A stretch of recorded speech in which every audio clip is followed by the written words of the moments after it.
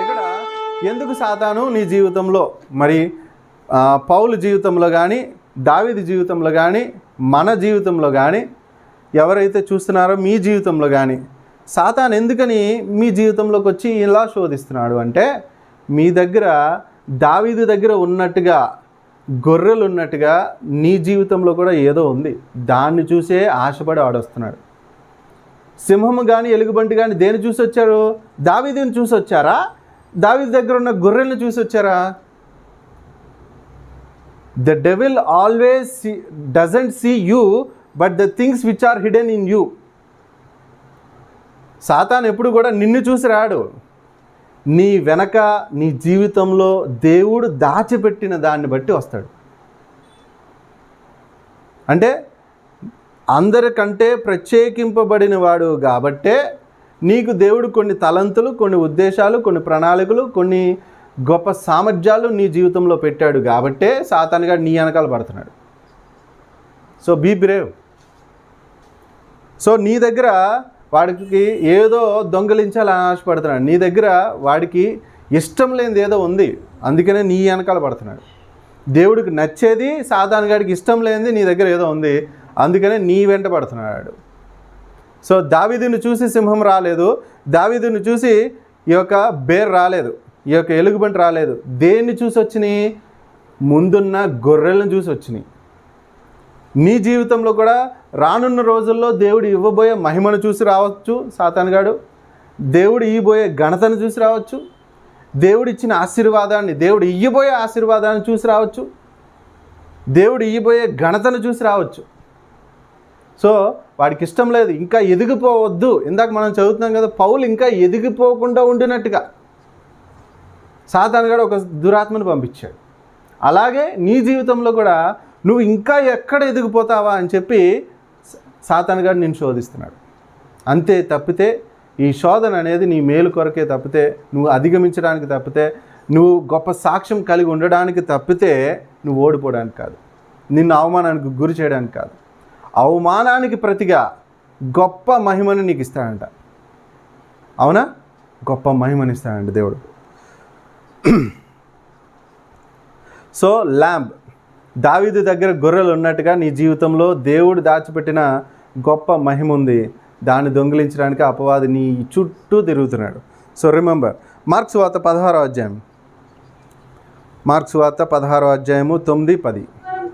తెల్లవారినప్పుడు యేసు లేచి తాను 7 దయ్యములను వెళ్లగొట్టిన మగ్దలేని మరియకు మొదట కనపడెను.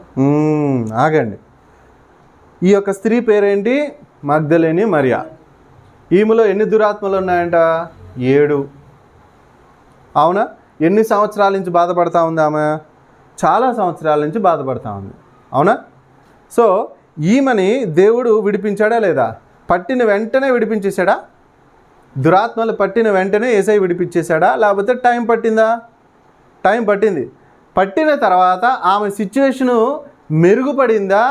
ఇంకా దయనీయమైన స్థితిలోకి వెళ్ళిపోయిందా? అప్పుడు దాకా మగ్దలేని మేరీ గురించి ఎవరికైనా బాగా తెలుసా? దురాత్మ పట్టింది కాబట్టి పిచ్చితనంతో ఉందేమో, లేకపోతే వెరితనంగా ఉందేమో, పిచ్చి పట్టి మాట్లాడుతుందేమో, లేకపోతే దురాత్మలు పట్టి ఉంది కాబట్టి ఇలా జరుగుతుంది అలా జరుగుతుంది అని అనుకున్నారు. ఈమెకు అనారోగ్యం అందుకే వచ్చిందేమో అని చెప్పి అనుకున్నారు. కానీ యేసయ్య వచ్చి ఈమెను విడిపించిన తర్వాత ఈమె సిచ్యువేషన్ ఎలా మారిపోయింది అంటే, అప్పుడు దాకా సేవ అంటే ఆమెకు తెలియదు, కానీ దేవుడు వెనకాల వెంబడించడం స్టార్ట్ చేసింది. దేవుడిని వెంబడించడం స్టార్ట్ చేసింది. దేవుడు అంటే ఆశ చూపిస్తూ ఉంది. దేవుడిని దేవుడు అంటే ఆశ కలిగి ఏం చేస్తూ ఉంది? వెంబడించి, నేను కూడా నీ వెనకాల వస్తాను ప్రభా, నేను కూడా పరిచర్య చేస్తాను ప్రభా అని వచ్చింది. ఇప్పుడు మరి దురాత్మ పట్టింది కాబట్టి సాతాను ఏమనుకుంది? నేను నిన్ను బంధించేశాను, నీ జీవితంలో ఇంకేం జరగదు అని అనుకుంది. కానీ దేవుడు ఆమెకి నెక్స్ట్ లెవెల్లోకి ప్రమోట్ చేశాడా? చేయలేదా? ఇప్పుడు ఆమె పేరు మనందరం ఎన్ని వేల సంవత్సరాలు అయిందండి? 2021 సంవత్సరాలు అయింది. ఇప్పటికీ కూడా ఈమె ఫేమస్ అయిందా అవలేదా? మగ్దలేని మేరీ. ఆమె పరిచర్య చేసింది. ఆమె గురించి మీరు స్టడీ చేస్తే బైబిల్లో మీకు కనిపించకపోవచ్చు, కానీ మీరు హిస్టరీ అంతా కూడా రివైజ్ చేయగలిగితే, జూయిష్ హిస్టరీ మీరు కనుక రివైజ్ చేయగలిగితే ఆమె ఎంత పరిచర్య చేసిందో మీకు అర్థమవుతుంది. ఆమె పరిచర్యలో వాడబడింది. అంటే ఒకసారి ఆమె దురాత్మలతో బంధింపబడితే తర్వాత దేవుడు ఇచ్చిన ప్రమోషన్ బట్టి విడుదల చేసిన తర్వాత దేవుడు వెనకాల వెంబడించి దేవుడు ఆయన 3వ రోజు చనిపోయినప్పుడు 3వ రోజు ఆయన ఈ యొక్క పర్ఫ్యూమ్ అవునా సుగంధ ద్రవ్యాలతో ఆ యొక్క దేవుని యొక్క మృతదేహానికి అప్లై చేద్దామని వస్తే అక్కడ దేవుని యొక్క మృతదేహం కనపడలేదు. అవునా? ఆ తర్వాత ఏమైంది? ఫస్ట్ ఎవరు కనపడ్డాడు? యేసయ్య ఈమెకే. అవునా కదా? ఈమెతోనే మాట్లాడా, ఈమెతోనే దర్శించాడా లేదా? సో సాతానుగాడు ఏమనుకున్నాడు? 7 దురాత్మలతో నేను నిన్ను బంధించేశాను, నీ జీవితం అంతే అని అనుకున్నాడు. కానీ యేసయ్య వచ్చి విడిపించాడు. విడిపించిన తర్వాత ఆమె జీవితము మునుపటి స్థితిలా లేదు, ఇంకా గొప్పగా మారింది. పరిచర్య గురించి తెలియదు, కాస్త పరిచర్య చేస్తుంది, దేవుడితో తిరుగుతుంది, దేవుడు వెంబడిస్తుంది, దేవుడి కోసం ఆశపడుతుంది. అండ్ ఆమె ఎంతో గొప్ప పరిచర్య చేసింది. దురాత్మలతో బంధింపబడిన స్త్రీ ఇప్పుడు దురాత్మలు వదలగొడుతుంది. దురాత్మలతో పట్టబడిన స్త్రీ ఇప్పుడు ఆమె వస్తుందంటేనే దురాత్మలు పారిపోతున్నాయి. అలా చేశాడు దేవుడు. అంటే సాతానుగాడికి ముందుగానే ఈమె గురించి తెలుసా తెలీదా? తెలుసు. అందుకనే 7 దురాత్మలు పెట్టి ఆమెను బంధించింది. అర్థమవుతుందా అండి? Don't forget. నువ్వు ఎప్పుడైనా సరే మేబీ నీ కొడుకునో నీ కూతురునో దేవుడికి సమర్పించుకున్నావేమో, దేవుడి కోసం వాడబడాలని చెప్పి నువ్వు అనుకున్నావేమో. మరి వాళ్ళు ఎంతకీ కూడా నువ్వు దేవుడి కోసం ఇచ్చిన ప్రామిస్, దేవుడికి నువ్వు చేసిన ప్రామిస్ నువ్వు మర్చిపోయావేమో, వాళ్ళు మర్చిపోయారేమో, వాళ్ళకి అసలు తెలియదేమో. వాళ్ళ జీవితాలన్నీ ఎలా ఉంటాయో తెలుసా? సాతానికి చాలా దగ్గరగా ఉంటాయి. నువ్వు అనుకుంటా ఉంటావు, ఎందుకు వీళ్ళ జీవితాలన్నీ ఇలా పాడైపోతున్నాయి, దేవుడి దగ్గరికి అసలు రారు, ప్రార్థన చేసుకోరు, దేవుడి మాటలు వినరు, చర్చికి రారు, ఏం చేయరేంటి అని నువ్వు అనుకుంటావు. కానీ నువ్వు ఇచ్చిన మాట మాత్రం నువ్వు మర్చిపోయావు. ఏంటది? వీళ్ళు దేవుడి కోసం వాడబడాలని. అందుకని సాతానుగాడు ఎంత దారుణంగా చేస్తాడో తెలుసా? వాళ్ళ పరిస్థితులన్నీ అంటే సాతాను వశంలోనే ఉంటారు వాళ్ళు. ఒకప్పుడు నేను కూడా అంతే, లోకంలోనే ఎక్కువ ఉన్నా. ఎప్పుడు కూడా సేవ చేస్తానని నేను ఎప్పుడు అనుకోలే నా జీవితంలో. నేను ఎప్పుడు కూడా ఊహించలేదు, ఎవరు కూడా ఎక్స్పెక్ట్ చేయలేదు. కానీ మా గ్రాండ్ మదర్, మా యొక్క అమ్మమ్మ ఇచ్చిన ప్రామిస్ని బట్టి దేవుడు చిన్నప్పుడు నేను ఒక అపాయకరమైన పరిస్థితిలో నేను ఉన్నప్పుడు, డాక్టర్ ఇంకా ఏమి చేయలేమన్నప్పుడు మా అమ్మమ్మ ఇంకా దేవుడికి సమర్పించుకుందంట. ఈ వ్యక్తి, ఈ బిడ్డ బతికితే ఖచ్చితంగా నీ సేవ చేస్తాడు అని చెప్పి అన్నదంట. నాకు ఆ విషయం తెలియదు. నాకు ఆ విషయం ఎప్పుడు తెలిసిందో తెలుసా? నేను మినిస్ట్రీలోకి వచ్చి నేను దేవుడిలో వాడబడుతున్నప్పుడు అప్పుడు తెలిసింది నాకు ఆ విషయం. మా అమ్మమ్మ చెప్పింది ఒకరోజు, నువ్వు పరిచర్య చేయడానికి కారణం ఏంటో తెలుసా? నేను చిన్నప్పుడు ఇలా చేశాను, అందుకనే నువ్వు ఈరోజు పరిచర్య చేస్తున్నావు అని. సో మీ పిల్లల్లో మీ అబ్బాయి కానీ, మీ అమ్మాయి కానీ, మీ భర్త కానీ ఎవరైనా సరే దేవుడికి సమర్పించుకున్నారా? మరి దేవుని సేవ చేస్తానని. మరి సమర్పించుకున్న తర్వాత వాళ్ళ జీవితాలు మీరు మర్చిపోయి ఉంటారు. అయితే వాళ్ళ జీవితాలన్నీ ఎలా ఉంటాయో తెలుసా? సాతానుతోనే జీవితం చేస్తారు. వాళ్ళు జీవిస్తూ ఉంటారు, సాతానుతోనే జీవిస్తూ ఉంటారు. కోపాలు, క్రోధాలు, అసూయలు ఇవన్నీ కూడా లేని అలవాట్లు ఉండవు వాళ్ళకి. చాలా దగ్గరగా ఉంటారు సాతానికి. ఎప్పుడూ కోపమే, ఎప్పుడూ చిరాకులే, ఎప్పుడూ కూడా ఇంట్లో వాళ్ళకి గౌరవం ఇవ్వరు, ఎప్పుడూ కూడా అసలు ఈ వ్యక్తి మారతాడా అనే డౌట్లు వస్తాయి. సో బికాస్ సాతానుగాడికి ఆల్రెడీ ఇన్ఫర్మేషన్ వెళ్ళిపోయింది. నువ్వు ఎప్పుడైతే ఉడంబడిక చేసుకున్నావో దేవుడికి, ఎప్పుడైతే నువ్వు ప్రామిస్ చేసావో అప్పుడే సాతానుగాడు కన్నేసి ఉంచాడు. ఆహా, నువ్వు నా సేవ చేస్తావా? ఏంది నువ్వు సేవ చేసి నన్ను నువ్వు అధిగమించాలని చూస్తున్నావా? నన్ను నువ్వు తొక్కేయాలని చూస్తావా? చూస్తా. నువ్వు ఎలా సేవకు వస్తావో నేను చూస్తా, నువ్వు ఎలా సేవ చేస్తావో నేను చూస్తా, నువ్వు ఎలా గ్రహిస్తావో నేను చూస్తా అని చెప్పి ఒక చీకట్లో ఉంచేస్తాడు. సో నీకు అది తెలియక నువ్వేమనుకుంటున్నావు? మా ఇంట్లో మేము అందరం బాగానే ప్రార్థన చేసుకుంటాం, కానీ ఈ అబ్బాయి మాత్రం అస్సలు రాడండి, అస్సలు ప్రార్థన చేయడండి, అస్సలు దేవుని వాక్యం చదవడండి, అస్సలు ఏమి చేయడండి అని నువ్వు అనుకుంటావు. కానీ ఎందుకు అలాగా అవుతుంది అనేది నీకు గమనించట్లే. నువ్వు సాతానుగాడికి భయం వేసింది, ఈ వ్యక్తి గనక సేవ చేస్తే నా సంగతి ఏమవుతుంది అని. అందుకనే బాగా వశం చేసుకుని పెట్టుకున్నాడు. సో ఇప్పటికైనా ప్రభా, నేను నీకు ఇచ్చిన మాటని నేను జ్ఞాపకం చేసుకున్నాను, నువ్వు ఎలా వాడుకుంటావు వాడుకో ప్రభా అని చెప్పి నువ్వు దేవుడికి చేతులకు అప్పగింపాలి. నువ్వు దేవుడికి చేతులకు ఎప్పటికైతే అప్పగిస్తావో అప్పుడే ఆ క్యాండిడేట్ మారడం స్టార్ట్ చేస్తాడు. అప్పుడే ఆ వ్యక్తి మారతాడు. ఆయన జీవితం ఎవ్వరూ ఊహించిన విధంగా తల్లకిందులైపోతుంది జీవితం అంతా. ఈ వ్యక్తి ఎప్పుడు మారతాడని నేను అస్సలు అనుకోలేదండి, అని అంటారు. మళ్ళీ షాకింగ్ న్యూస్లు వెలువడతాయి ఆ వ్యక్తి జీవితాన్ని చూసి. ఓకే, సో ఈ స్త్రీని సాతాను ఏమనుకుంది, 7 దురాత్మలు పెట్టి నేను బంధించేశాను, ఆమె దేనికి కూడా ఏమీ అవ్వదు అని అనుకుంది. కానీ బంధించడం వల్ల దేవుడే వచ్చి నేరుగా వచ్చి విడుదల చేసి ఆయన మినిస్ట్రీలో వాడుకున్నాడు. సో సాతాను గాడు ఎవరినైనా సరే ఇన్ని వేల దురాత్మలు, ఇన్ని దురాత్మలు లేకపోతే ఇన్ని రోగాలు పెట్టి బంధిస్తున్నాడు అంటే అక్కడ వాళ్ళ ద్వారా సాతాను గాడికి ఏదో థ్రెట్ ఉంది, అందుకనే అన్ని విధాలుగా బంధిస్తున్నాడు. సో ఈమె తర్వాత చూడండి, మార్క్స్ వార్త 5వ అధ్యాయం 1-10 వరకు. వారు సముద్రమునకు అద్దరినున్న గెరాసేనుల దేశమునకు వచ్చిరి. ఆయన దోణి దిగగానే అపవిత్రాత్మ పట్టిన వాడొకడు సమాధులలో నుండి వచ్చి, అపవిత్రాత్మలు పట్టిన ఒక వ్యక్తి సమాధుల్లోంచి పరిగెట్టుకుంటా వచ్చి మోకరించి సాగిలపడి, నన్నెందుకు, నా సమయం ఇంకా రాకుండా, నా సమయం ఇంకా కాకుండా నువ్వెందుకు నన్ను శోధిస్తున్నావు అన్నాడు. అవునా? మరి సేన అంటే ఎన్ని అంటే 6,000 దురాత్మలు. ఇందాక చూసిన ఆమెలో 7 దురాత్మలకే 7 దురాత్మలు పట్టిన స్త్రీయే దేవుడి వెనకాల తిరిగి గొప్ప పరిచర్య చేసిందంటే ఈ వ్యక్తికి 6,000 దురాత్మలు పట్టినాయి. అంటే ఈయన ప్రణాళిక ఎంత గొప్పది, ఈయన జీవితంలో దేవుడి ఉద్దేశం ఎంత గొప్పది. 7 దురాత్మలు పట్టిన ఆ స్త్రీయే దేవుడి కోసం అంత బలంగా వాడబడింది, అంత బలంగా వాడబడింది. దేవుడే వచ్చి ఆమెతో మాట్లాడడం, ఫస్ట్ దేవుడే వచ్చి ఆమెతో మాట్లాడాడు. సో మరి ఈ పరిస్థితిలో ఈ వ్యక్తి పిచ్చి పట్టి ఆయనకైనా గాయంలో చేసుకుంటా, రాళ్లతో కొట్టి అందరిని బెదిరిస్తా, సమాధుల్లో తిరుగుతా, సమాధుల్లోనే పడుకుంటా ఉన్న ఈ వ్యక్తిని 1 దురాత్మ కాదు, 2 దురాత్మలు కాదు, సేన అంటే 6,000 దురాత్మలు వచ్చి బంధించినాయి. అంటే ఎక్కడా కూడా ఈయన విడిపించడానికి వీల్లేదు. అంటే ఈ వ్యక్తి ఎంత బలాజుడో అర్థం చేసుకోండి. ఎక్కడా కూడా ఛాన్స్ ఇవ్వకుండా 6,000 దురాత్మలతో ఇలా బంధించేసి టైట్గా పట్టుకుని కూర్చున్నాయి. అంటే ఈ వ్యక్తి జీవితం ఎంత గొప్పగా దేవుడి ఉద్దేశం కలిగి ఉన్నాడో అర్థం చేసుకోండి. ఏ ఒక్కరి మీద కూడా సాతాను గాడు ఊరికనే పని చేయడు. నువ్వు వాడికి ప్రమాదకరం అని తెలిస్తే తప్పితే నీ జోలికి రాడాడు. చాలామంది అంటారు, మా సంఘంలో ఇంతమంది ఉన్నారండి కానీ ఎవరికి రాలేదండి, బాగా ప్రార్థన చేస్తాడండి ఈయనకే వచ్చిందండి. వాళ్ళెవరు ప్రార్థన చేయరండి సరిగా, వాళ్ళు అసలు ఆత్మీయంగా ఉండరండి, కానీ ఈయనకే వచ్చిందండి అంటారు. ఎందుకు వచ్చిందో తెలుసా? వాళ్ళెవరి వల్ల సాతాను గాడికి అసలు ఏ ప్రయోజనం లేదు. ఎవరి వల్ల ప్రమాదకరము అంటే ఈ వ్యక్తి వలన మాత్రమే సాతాను గాడికి ప్రమాదకరం. అందుకనే ఈయన్ని అణిచివేయాలని చెప్పి ఈయన మీద టార్గెట్ పెట్టింది. సో అర్థం చేసుకోండి, ఈ వ్యక్తి దేవుడి ప్రణాళికలో, దేవుడి ఉద్దేశంలో ఎంత గొప్పగా లేకపోతే 6,000 దురాత్మలు వచ్చి బంధిస్తాయి. పైగా చూడండి, యేసయ్య అంతటి యేసయ్య నేరుగా వచ్చాడు. వెతుక్కుంటూ వచ్చాడా లేదా? ఆ ఊరే ఎందుకు రావాలి యేసయ్య? ఆ ప్రాంతానికే ఎందుకు రావాలి? వేరే ప్రాంతానికి వెళ్ళొచ్చుగా, వేరే దేశం వెళ్ళొచ్చుగా.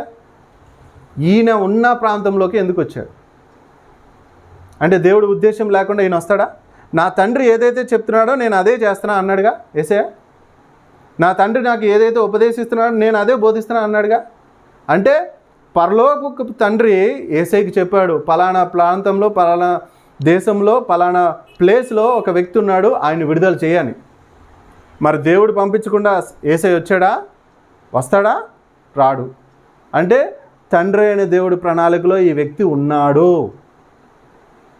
దేవుడి ప్రణాళికలో ఈయన బలవంతుడి కింద ఉన్నాడు. అందుకనే 6,000 దురాత్మలు వచ్చి బంధించింది. సో ఏ వ్యక్తిని కూడా సాతాను గాడు ఊరికనే టార్గెట్ చేయడు.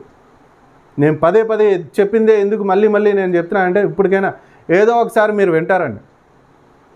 అదర్వైజ్ ఐ క్యాన్ ఈ మెసేజ్ అంతటినీ నేను ఒక 20 మినిట్స్లో 10 మినిట్స్లో అవగొట్టేయగలను. ఎందుకు? మీకు అర్థమయ్యే విధంగా, మీకు అర్థం చేసుకోవాలి, మీరు అందరూ వినాలని చెప్పే ఇంతసేపు నేను చెప్పేది. సో తర్వాత చూడండి, మార్క్స్ వార్త 5వ అధ్యాయము 20వ వచనం చూడండి. అదే అధ్యాయం, మార్క్స్ వార్త 5వ అధ్యాయము 20వ వచనం.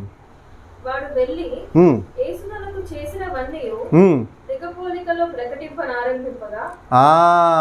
చూడండి ఏం చేస్తున్నాడంట?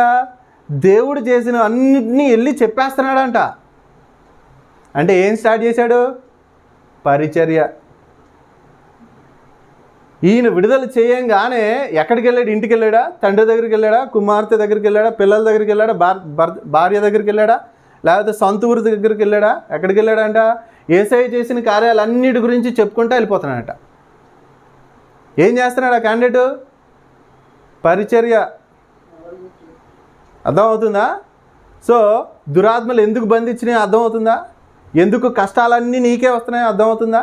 అంత మాటలు ఒకదాని తర్వాత ఒకటి ఖాళీగా వెయిట్ చేస్తుంది బ్రదర్. ఒకటి అయిపోయిందంటే ఇంకోటి వస్తుంది బ్రదర్ అని నీకు ఎందుకు అవుతుందో నీకు ఇప్పటికైనా అర్థమవుతుందా? So remember. సో ఆదికాండం 49:19. గాదును కొట్టును, అతడు మడిమెను కొట్టును. ఆశీర్వద శ్రేష్టమైన ఆహారం కలదు, రాజులకు తగిన మధుర పదార్థములను అతడిచ్చెను. God, a riding troop shall ride him, but he shall ride at their heels and assault them victoriously. So గాదు వ్యక్తి గురించి, అవునా, గాదు గురించి ఇక్కడ మాట్లాడుతూ ఉన్నాడు. ఆయన ఎలాంటోడు అంటే, మళ్ళీ చదవండి.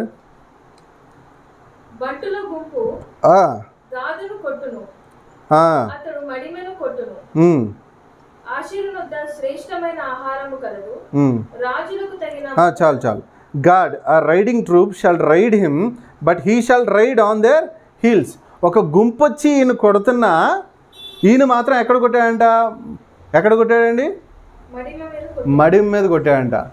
వాళ్ళందరూ మీద పడి కొడుతున్నారేమో, ఒక గుంపు కింద వచ్చి ఈయన దాడి చేయాలని ప్రయత్నం చేశారేమో, కానీ ఈయన మాత్రం సింపుల్గా తెలివితో ఏం చేశాడంటే ఒకే ఒక్క దగ్గర ప్లేస్ చూసుకుని కొట్టాడు. ఏమైంది? అవుట్. ఇంగ్లీష్ బైబిల్లో విక్టోరియస్లీ అని ఉంది. యాంప్లిఫైడ్ వర్షన్లో God, a riding troop shall ride him, but he shall ride at their heels and assault them victoriously. ఇప్పుడు దాకా మీరు 6,000 దురాత్మలు పట్టి ఉంది అని చెప్పి అదొకటే చూసారేమో. దాని కింద కూడా చదవాలి, ఎందుకు పట్టిందో, ఎందుకు విడుదల పొందిందో. అవునా? సో ఒక గుంపు నీ మీద దాడి చేస్తుంది అని అన్నప్పుడు దేవుడు నీకు జ్ఞానం కలగజేస్తాడు. ఒక దురాత్మల గుంపు నీ మీద దాడి చేసి ఇలా చేసింది అన్నప్పుడు దేవుడు నీకు జ్ఞానం కలగజేస్తాడు. ఎక్కడ నీకు ఎటువంటి జ్ఞానం దయచేస్తాడు అంటే, ఎక్కడ నీకు ఏ విధంగా చేయాలో, ఏ విధంగా నాశనం చేయాలో నీకు తెలివిని, జ్ఞానమును కలగజేసి సింపుల్గా విజయం పొందే విధంగా దేవుడు సాయం చేస్తాడు. హల్లెలూయా. సో ప్రకటన గ్రంథం 12:4. ఇంకా ఆఖరి వచనం ఉందండి, మనం ముగించుకుందాం. దాని తోక ఆకాశ నక్షత్రములలో 3వ భాగము నీర్చి వాటిని భూమి మీద పడవేశాను. కననైన ఆ స్త్రీ కనగానే ఆమె శిశువును మృంగివేయవల్లని ఆ ఘట సర్పము స్త్రీ ఎదుట నిలిచిచుండెను. సో చాలా మంది కంప్లైంట్ చేస్తారు, పిల్లలు పుట్టట్లేదు బ్రదర్, అబార్షన్ అయిపోయింది బ్రదర్, లేకపోతే పిల్లలు కనలేకపోతున్నాం బ్రదర్. సీ హియర్, నీ పిల్లల ద్వారా నీ వంశంలో దేవుడికి ఒక ప్రణాళిక ఉంది. నీకు పుట్టబోయే వారి వలన సాతానికి ఒక అపాయము పొంచి ఉంది. అందుకనే సాతానుగాడు ఏం చేస్తున్నాడు? నీ యొక్క జీవితంలో పిల్లలు పుట్టనీయకుండా ఏదో ఒక ఆటంకాన్ని తీసుకొస్తున్నాడు. ఇక్కడ ఈ స్త్రీ ఆ సాతానుగాడు ఎంత ఈ యొక్క ఘటసర్పం గురించి మనం ఇక్కడ చూస్తున్నామో, ఎన్నో నక్షత్రాలని దాని తోకతో కొట్టి కిందకి ఇసిరేసిందంట, భూమి మీద పడేలా చేసిందంట. చేసిన తర్వాత ఇక్కడ ఏమైంది? డెలివర్డ్. ఆమె శిశువుని కనడానికి ఎదురు చూస్తూ ఉంది, కనే విధంగా ఉంది. So that the mighty devour has child as soon as. సాతానుగాడు ఏం చూస్తున్నాడంట? ఆమె ఎప్పుడు కంటదా, ఎప్పుడు ఆ శిశువు బయటకు వస్తాడో ఆ శిశువుని నాశనం చేద్దాం అని చెప్పి ఎదురు చూస్తూ ఉందంట. సో నీ జీవితంలో జాబ్ రావట్లేదా, పెళ్ళిళ్ళు కావట్లేదా, పిల్లలు పుట్టట్లేదా, అప్పులు తీరట్లేదా? There is a reason for everything. సాతానుగాడు ఏదో భయపడతా ఇవన్నీ చేస్తూ ఉన్నాడు. సో గమనించు. సో తర్వాత యెహోషువ 6:22-23. అయితే యెహోషువ ఆ వేశ్య ఇంటికి వెళ్ళి మీరు ఆమెతో ప్రమాణము చేసినట్లు ఆమెకు కలిగిన వారందరినీ అక్కడి నుండి తోడుకొని రండని దేశంలో వేగు చూచిన ఇద్దరు మనుషులతో చెప్పగా, వేగుల వలన మనుషులు పోయి రాహాబును, ఆమె తండ్రిని, ఆమె తల్లిని, ఆమె సహోదరులను, ఆమెకు కలిగిన వారందరినీ వెలుపలికి తోడుకొని వచ్చింది. చూడండి, ఈమె ఏ దురాత్మతో బంధింపబడి ఉంది? రాహాబు అంటే వ్యభిచార ఆత్మ. షీ ఈజ్ అ ప్రాస్టిట్యూట్, అవునా కదా? రాహాబు ఎవరు? ఒక వ్యభిచారి. అంటే ఆమెలో ఏ దురాత్మ ఉంది? వ్యభిచార ఆత్మ ఉంది. అంటే సాతాను ఒక దురాత్మతో బంధించి పెట్టాడా? పెట్టలేదా? పెట్టాడు. అయినప్పటికీ కూడా దేవుడికి ఒక ఉద్దేశము, ప్రణాళిక ఉంది. సాతాను గడు నేను ఇందాక నుంచి కూడా, మనం స్టార్టింగ్ నుంచి కూడా చదువుకునేది ఏంటి? ఒక అపవాది నిన్ను బాగా బంధించగలుగుతున్నాడంటే, నిన్ను నాశనం చేయగలుగుతున్నాడు అంటే, నిన్ను బాగా శోధిస్తున్నాడు అంటే నీ జీవితము ఏదో ఒక గొప్ప ప్రణాళిక కలిగి నువ్వు ఉన్నావు, అందుకనే నిన్ను శోధిస్తున్నాడు. చూడండి, రాహాబు ఒక వేశ్య. ఆమె అంతటా ఆమె పనులు చేసుకుంటా ఉంది, వ్యభిచారం చేసుకుంటా ఉంది. సడన్గా ఒక రోజున దేవుని బిడ్డలు వచ్చినప్పుడు వాళ్ళందరినీ కూడా కాపాడింది, అవునా? కాపాడిన తర్వాత మరి ఇప్పుడు మీరు యేసయ్య యొక్క జీనియాలజీ చూస్తే, వంశావళి మీరు చూస్తే రాహాబు పేరుంది. అంటే దేవుడు ముందే భూమి పునాదులు వేయబడక మునిపే రాహాబు పైన ప్రణాళిక కలిగి ఉన్నాడా లేదా? ఆ ప్రణాళిక సాతాను గడికి తెలుసా తెలీదా? తెలుసు కాబట్టే బంధించాలని ప్రయత్నం చేసింది. అయినప్పటికీ కూడా మరి దేవుడు ఏం చేశాడు? ఈ కుటుంబాన్ని కాపాడాడు, ఈ కుటుంబానికి ఇవ్వాల్సిన ఆదరణ ఇచ్చాడు. ఇచ్చిన తర్వాత ఈ కుటుంబం నుంచి నెక్స్ట్ జీనియాలజీలో మనం యేసయ్య యొక్క వంశావళిలో కనుక చూస్తే కనుక, మత్తయి సువార్త 1వ అధ్యాయంలో చదివితే కనుక అక్కడ ఉంటుంది ఈ వంశావళి అంతా కూడా. ఈ వంశావళి తర్వాత రాహాబు తర్వాత వచ్చిన బ్యాచ్ ఎవరు? బోయజు, రూతు. అర్థమవుతుందా? రాహాబు నుంచి వచ్చిన జీనియాలజీ అంతా కూడా నెక్స్ట్ తరం వాళ్ళు ఎవరు? బోయజు. ఎవరు? ఆయన ఒక రాజు. వీళ్ళందరూ కూడా ఏ తరంలో ఉన్నారు? ఎవరి జీనియాలజీలో ఉన్నారండి? యేసయ్య యొక్క జీనియాలజీలో, యేసయ్య యొక్క వంశావళిలో పేర్లు కలిగి ఉన్నారు వీళ్ళంతా. రాహాబు, అవునా? సో ఇక్కడ రాహాబుని మరి దురాత్మ బంధించి పెట్టింది. ఏ దురాత్మ? వ్యభిచార దురాత్మ. బంధించి పెట్టినప్పటికీ కూడా దేవుడు విడుదల చేశాడా? మరి దేవుని యొక్క వంశావళిలో పేరు ఉంచాడా, ఉంచలేదా? అంటే ఎంత గొప్పగా ప్రణాళిక కలిగి ఉన్నాడు దేవుడు. తర్వాత మత్తయి సువార్త 21:2, మీ ఎదుటనున్న గ్రామంలోకి వెళ్ళుడి, వెళ్ళగానే కట్టబడి ఉన్న ఒక గాడిదయు దానితోనున్న ఒక గాడిద పిల్లయు కనబడును. వాటిని విప్పి నా యొద్దకు తోడుకొని రండి. ఎవడైనా మీతో ఏమైనాను అన్న ఎడల అవి ప్రభువు నాకు కావలసి ఉన్నవని చెప్పవలెను. వెంటనే అతడు వాటిని తొలిపెట్టునని చెప్పి వారిని పంపాను. ఈరోజు యేసయ్య కూడా మన జీవితాన్ని బట్టి ఏ మాటలు మన జీవితంలో ప్రవచించబోతున్నాడు. హల్లెలూయా.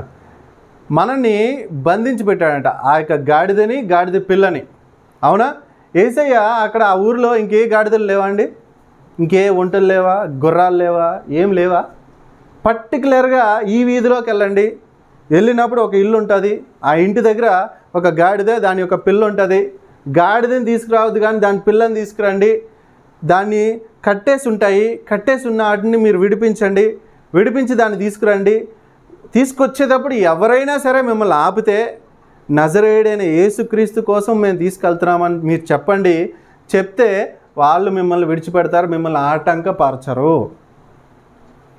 అంటే ఒక గాడిదని జ్ఞాపకం చేసుకున్న దేవుడు నిన్ను జ్ఞాపకం చేసుకోడా? గాడిదకే ఒక ప్రణాళిక ఉంది, దాని మీదే తిరగాలి, యేసయ్య దాని మీద ఎక్కి వెళ్ళాలి అని. మరి అలాంటప్పుడు మనమందరం ఆయన యొక్క దేవుని యొక్క ప్రియ కుమారుల కింద, కుమార్తెల కింద ఉన్నాం. మన పట్ల దేవుడికి ఇంకెంత గొప్ప ప్రణాళిక ఉంది. దేవుడు ఈరోజు ఆయన దేవదూతలను విడుదల చేస్తూ ఒక మాట చెప్తున్నాడు. మీరు అక్కడ శిష్యులకు ఏ విధంగా అయితే చెప్పాడో దేవదూతలకు కూడా ఈరోజు మన నిమిత్తము, ఈ మెసేజ్ వింటున్న వాళ్ళందరి నిమిత్తము దేవుని దూతలకి దేవుడు ఆజ్ఞాపిస్తున్నాడు.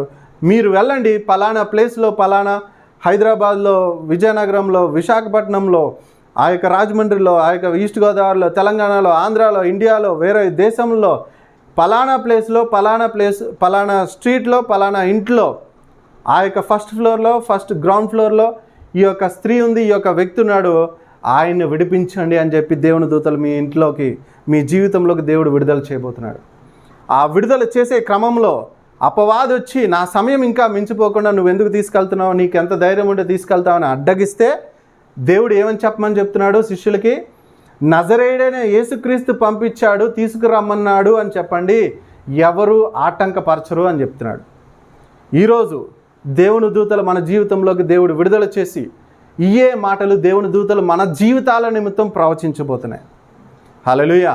మన జీవితంలో ఇప్పుడు దాకా మనం అనేకమైన బంధకాలతో బంధింపబడి ఉన్నాము, అనేకమైన శోధనలతో శోధింపబడుతున్నామో, అనేకమైన అనారోగ్యాలతో, కష్టాలతో, అప్పులతో, రుగ్మతులతో మనం బాధపడతా ఉన్నామో. దేవుని దూతలు మీ ఇంటికి వస్తున్నాయి.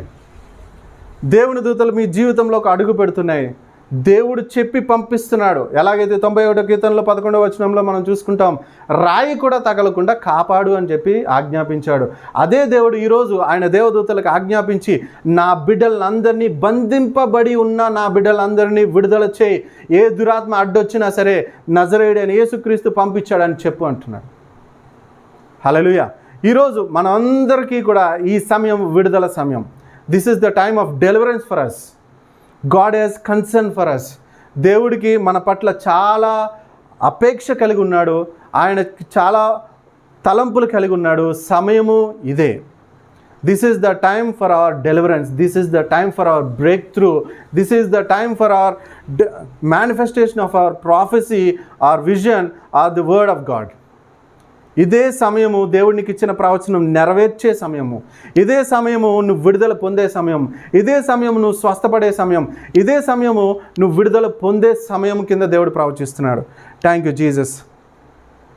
నజరేయుడైన యేసు నామములో అందరం కూడా మనం ఈ మాటని జ్ఞాపకం చేసుకోండి. ఈ వాక్యాన్ని మర్చిపోకండి. అందరూ కూడా ఈ యొక్క వాగ్దానముని ఆ యొక్క గాడిదని దేవుడు ఎలాగైతే జ్ఞాపకం చేసుకుని ఆ యొక్క గాడిద పిల్లని తీసుకురండి, ఎవరు ఆటంకపరిచినా నా పేరు చెప్పండి అని చెప్తున్నాడో, ఈరోజు నీ జీవితాన్ని బట్టి కూడా దేవుడు దేవుని దూతలకి చెప్పి పంపిస్తున్నాడు. ఏ అపవాది ఆపాలని ప్రయత్నం చేసినా అడ్డు తొలగిపోవాల్సిందే. యూదా పత్రికలో మోషే యొక్క మృతదేహాన్ని తీసుకురమ్మని చెప్పి మికాయల్ని పంపించాడు. మికాయల్ని పంపించినవాడు ఆ యొక్క సాతాను తర్కిస్తూ ఉంది మికాయలతో. సాతాను మికాయల దూతతో తర్కిస్తూ ఉంది, నేను పంపను, నేను విడుదల చేయను, ఇది నాది అని కొట్లాడుతూ ఉంది. కొట్లాడుతూ ఉన్నప్పుడు మరి అక్కడ దేవుడు ఏం చేశాడండి?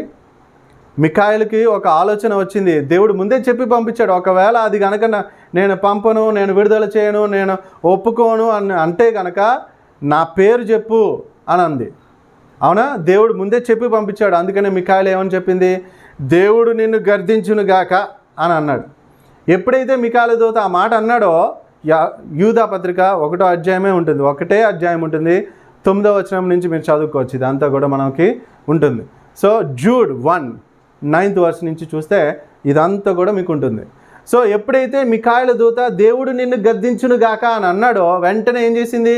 నేను వదలను అన్న సాతాను కాస్త తీసుకుపో, సైలెంట్ అయిపోయి ఏం చేసింది? తీసుకుపోండి, ఆయన చెప్పిన తర్వాత మేమేం చేస్తాం ఇంకా అని చెప్పి సైలెంట్ అయిపోయి పంపించేసింది. ఈరోజు మన జీవితంలో ఎక్కడెక్కడైతే మన జీవితంలో బంధింపబడి ఉన్నామో, ఫినాన్షియల్గా కావచ్చు, హెల్త్ వైజ్ కావచ్చు, జాబ్స్లో, మ్యారేజెస్లో, పిల్లల దగ్గర, కుటుంబంలో, ఫ్యూచర్ పరంగా కానీ ఏ విధంగా అయినా సరే నువ్వు ఎక్కడైతే బంధింపబడి ఉన్నావో అన్ని విధాలుగా దేవుడు నిన్ను విడుదల చేయబోతున్నాడు ఆయన దేవదూతల ద్వారా. అపవాది ఎక్కడా కూడా ఆటంకపరచడానికి వీలేదు. ఎక్కడా కూడా నేను పంపను, నేను చేయను, ఇంకా టైం ఉంది అని అనడానికి ఛాన్స్ లేదు. యేసు నామములో ప్రార్థన చేసుకుందామండి. అందరం కూడా కళ్ళు మూసుకుందాం, ప్రార్థన చేద్దాం. నజరేయుడైన యేసయ్య, ఈరోజు ప్రభా మరి మా జీవితంలో మీరు ఏ మహిమనైతే దాచిపెట్టారో, ఏ క్రియలనైతే దాచిపెట్టారో, ఏ అభిషేకం అయితే దాచిపెట్టారో, ఏ ప్రణాళిక అయితే మీరు దాచిపెట్టారో ప్రభా, ఆ ప్రణాళికల్ని అన్నిటినీ అడ్డగించడానికి అపవాదినైనా వాడి దూతను పంపించి ప్రభా, సాతాను దూతను పంపించిన ఆయన పౌలుని ఎలాగైతే అడ్డగించడానికి ప్రయత్నం చేస్తున్నావు, అవునైనా మహిమలో అత్యధికంగా ఎదిగిపోకుండా ఉండినట్టుగా, అవునైనా పౌలుని ప్రభా ఎలాగైతే ఆటంకపరిచిందని ఆయన ముళ్ళు పెట్టి ప్రభా, ఆ విధంగానే మరి నీ బిడ్డల్ని మా యొక్క జీవితంలో ప్రభా ఆటంకపరచడానికి ప్రభా ఎక్కడెక్కడైతే అవునైనా అనారోగ్యమైన ముళ్ళులు పెట్టాడో, అప్పులనే ముళ్ళులు పెట్టాడో, శోధన అనే ముళ్ళులు పెట్టాడో, వ్యతిరేకత అనే ముళ్ళులు పెట్టాడో, ఆటంకాలనే ముళ్ళులు పెట్టాడో ప్రభా, ఆ ముళ్ళులు విరిగిపోనుగా కేస్తున్నాములో, ఆ ముళ్ళులు విరిగిపోనుగా కేస్తున్నాములో. మీరు మా జీవితంలో పెట్టిన మహిమను బయటికి వచ్చునుగాక, ఆ కృప బయటికి వచ్చునుగాక, ఆ మహిమ బయటికి వచ్చునుగాక, ఆ ప్రణాళిక బయటకు వచ్చినగాక. నీ ప్రణాళిక వర్ధిల్లును గాక యేసునామములో. నీ దేవదూతలు విడుదలవును గాక. ప్రతి జీవితంలో, ప్రతి ఒక్కరి జీవితంలో, ఎవరెవరైతే ఈ వాక్యం వింటున్నారో వాళ్ళందరి జీవితంలో నీ దేవదూతలు బలంగా పనిచేయను గాక, బలంగా పనిచేయను గాక, విడుదల చేయను గాక. అపవాది ఎక్కడ కూడా ఆటంకపరచడానికి వీల్లేదు యేసునామములో. When you have decreed a word or a statement or a judgment, it is final in Jesus mighty name. It is final in Jesus mighty name. ఒక్కసారి మీరు శాసించిన తర్వాత ప్రభా, it is finished in Jesus mighty name. అవునన్నా, అది శాసింపబడిన తర్వాత ఆ శాసనం నెరవేర్చబడాల్సిందే యేసునామములో. నజరేయుడైన యేసునామములో మరి నీ బిడ్డలకు ధైర్యమును కలగచేయండి, విశ్వాసమును కలగచేయండి. వాళ్ళందరూ యేసు నామంలో మా జీవితంలో ఈ క్షణమే మేము విడుదల చూచెదము గాక యేసునామములో. నమ్ము వారికి సూచక క్రియలు కనబడనని చెప్పారు ప్రభా. మేము నమ్ముచున్నాము, మేము పొందుకుని ఉన్నాము తండ్రి. ఆమేన్, ఆమేన్, ఆమేన్. Thank you Jesus.